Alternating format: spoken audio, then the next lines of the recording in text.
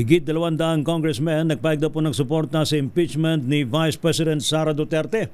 Ibalita mo nga yan, RH12, Milky Rigunan. Milky.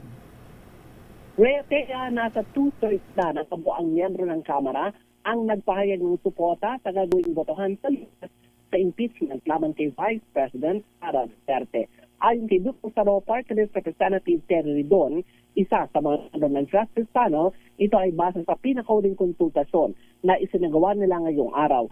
Ibig sabihin, nasa 215 congressmen na, ayon kay Ridon, ang nagpahayag ng yes vote para sa Duterte impeachment trial.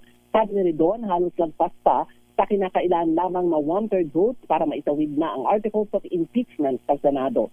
Sa panig ni Tingog Party List Representative Jude Asibre, tanay ng Party List Coalition Foundation Incorporated, 47 mamabatas na ang nagpahayag ng suporta. Dagdag pa ni Asibre, mas magiging maganda ang resulta kung mapapantayan o mahigitan pa ang naunang suporta sa impeachment ng 19 Congress na umabot sa 215 votes.